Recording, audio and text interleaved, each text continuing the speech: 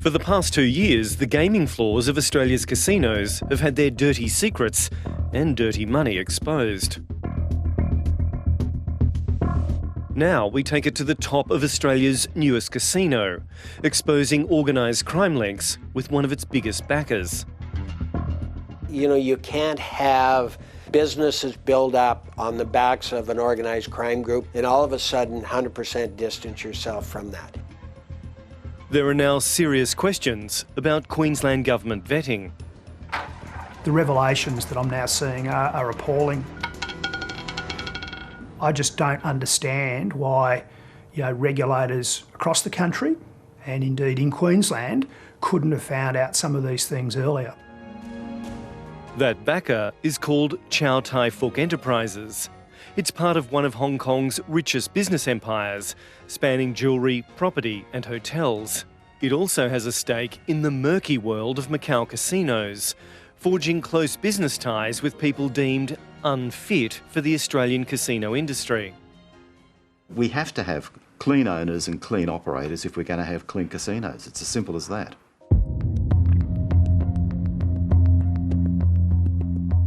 It's slowly rising over the Brisbane River, an almost $4 billion monument to gambling and grandeur. Queen's Wharf won't just be the state's biggest casino. Its planned 5 towers will boast luxury apartments, boutique shops, high-end restaurants and a 6-star hotel. Queensland has never seen anything like it. It's going to be a wonderful place to live, it's going to be a wonderful place to work around, it's going to be a wonderful place to go and let your hair down, and it's the making of Brisbane for the next 30 or 40 years. The call-out for bidders on Queen's Wharf drew global interest, but when it came time to pick a winner in 2015, Campbell Newman's government had been swept away. Instead, the decision would fall to the new Palaszczuk government. Star, the operator of Brisbane's existing Treasury Casino, won the day. There was an independent panel that made the recommendation to Cabinet, which Cabinet today has endorsed. There were thorough probity checks every single step of the way. Star's proposal was a joint bid with 2 Hong Kong conglomerates. One of them promised to bring in VIP gamblers from Asia, and for each high roller, Star would pay a commission. That partner was Chow Tai Fook Enterprises. At the head of the company was Cheng Yu Tung, one of Asia's richest men. Cheng Yu Tung had a major stake in casinos in Macau. His business partner was Stanley Ho. If you know how to get the big gamblers, it can be big business. Stanley Ho, for context, was the godfather of the casino business in Macau and is banned from many jurisdictions around the world because of his associations with organised crime. There was specific regulations or restrictions put on the involvement of anybody associated with Stanley Ho in New South Wales. His whole career was a career within the milieu of triads and organised crime, particularly in Macau, but also to a lesser extent in Hong Kong. And it was intimately connected with the casinos in Macau. Macau at one stage was the site of the greatest number of casinos operating with the most money anywhere in the world, bigger than Las Vegas. And Stanley Ho was very much embroiled in that. So he was a very questionable character. In 1987, Stanley Ho teamed up with another Cheng company to try and gain a foothold in Australian casinos. They bid for a Sydney casino licence, a proposal that reportedly troubled the New South Wales Police Board. You are very severe in your control. You have very good surveillance and all that. You can get rid of the triads and the other criminal elements. Undeterred, the same Cheng company tried its luck again in 1993, joining other consortiums bidding on casinos in Cairns and in Sydney. This time, company representatives pulled out before having to undergo the required probity checks in New South Wales. We scrupulously investigated very thoroughly the applicants. In fact, I have 4 volumes in my safe of facts on the applicants, their business associates.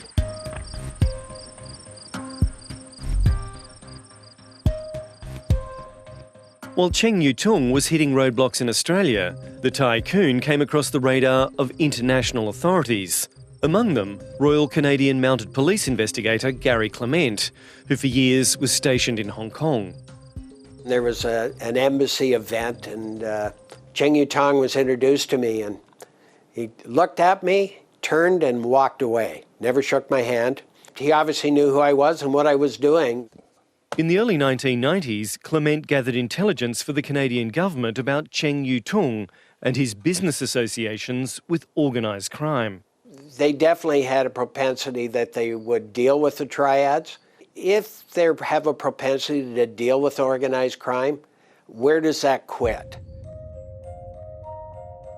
These confidential reports, obtained by Canadian journalist Sam Cooper and verified by 730, show that some Hong Kong police suspected a Cheng-controlled company was used to launder illegal assets. They also state that Cheng was a direct business partner of Yip Hon, twice named in United States government reports as an organised crime figure and triad member in the Macau casino venture. It was controlled by Stanley Ho, at least as a front man, but in the inner works it was a lot of 14K triad. The Canadians weren't the only ones concerned by triad links. In 2009, New Jersey casino regulators in the United States found intelligence that Cheng Yu Tung was connected with organised crime and owned a VIP room notorious for triad activities. Letting organised crime rent out VIP rooms in your casino for one purpose of money laundering is a very large red flag and a warning sign about, is this person appropriate to be in a regulated industry like operating a casino? Cheng Yu Tung died in 2016, but US regulators also found credible information that an associate of the patriarch's son, Henry Cheng, was connected to organised crime, and that American casino executives had reservations about Henry Cheng as a partner. Henry Cheng is now the chairman of Chow Tai Fook Enterprises, one of the owners of the New Brisbane Casino.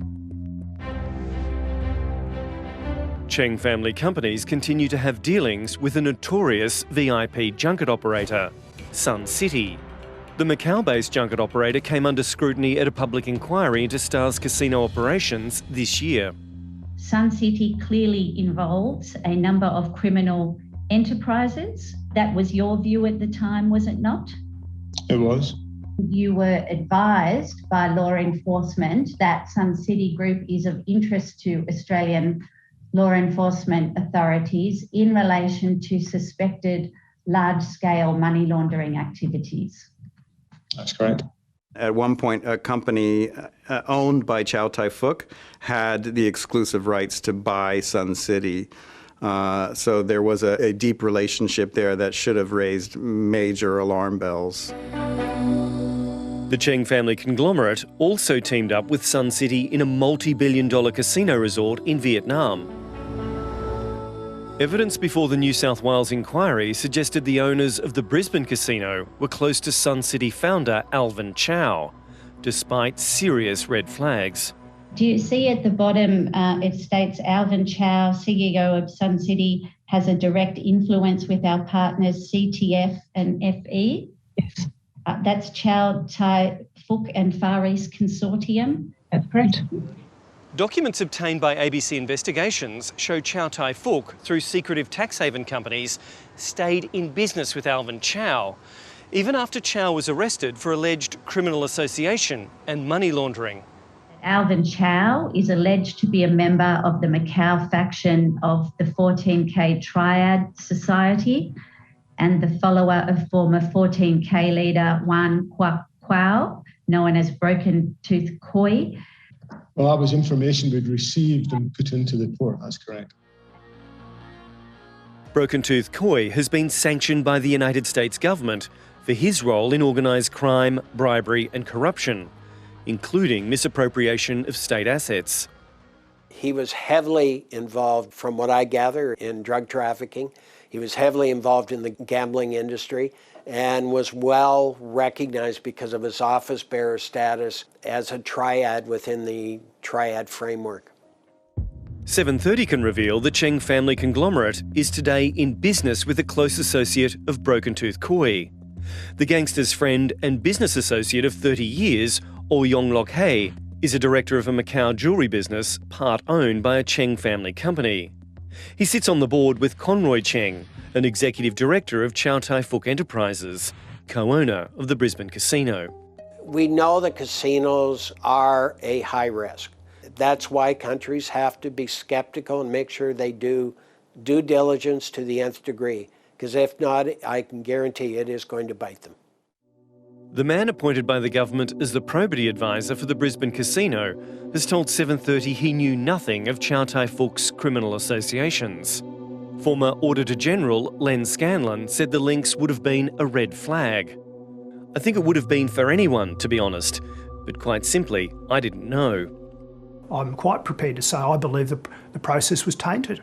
The Newman government should have been made aware, and the Palaszczuk government, frankly, shouldn't have made the decision they've made, because these things were there and they're discoverable. The probity checks should have picked up these links. It's not that hard to discover what these connections are. It should have been found. It should have been discovered.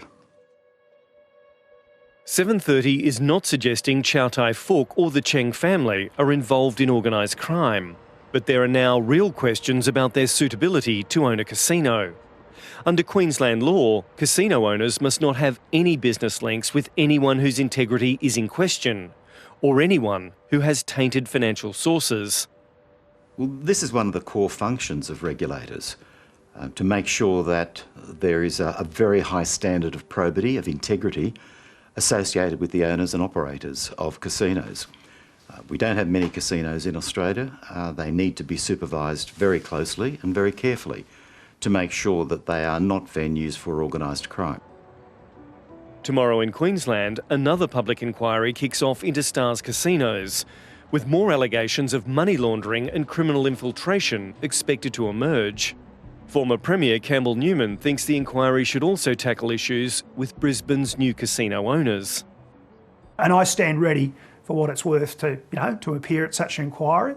I stand ready to, of course, agree to the documents of my former government to be released. 730 asked Queensland's Attorney General if the probity process was up to scratch. I can't go into the details of the suitability investigations, but I can tell you that they worked very closely with the Hong Kong police, other international regulators, and also sought advice from the New South Wales and Queensland police. Given what we are telling you, do you have concerns particularly about Chow Tai Fook's involvement now? Look, it is very concerning to hear these allegations and connections, and I think any of this new information that comes to light will absolutely be investigated. Star told 730 that out of respect for the New South Wales and Queensland reviews of the casino company, it would not comment at this time. Chow Tai Fook did not respond to our request for comment. A casino is an inherently dangerous business. I certainly think that in Queensland, at this stage, everything needs to be re-examined in the same way as it has been in Victoria and New South Wales and Western Australia. There should have been deeper probity checks, and the fact that these entities are now part of the Star casino business and building a massive new casino in Brisbane certainly raises concerns. I think it's a significant and pretty dark shadow that needs a bright light shone upon it.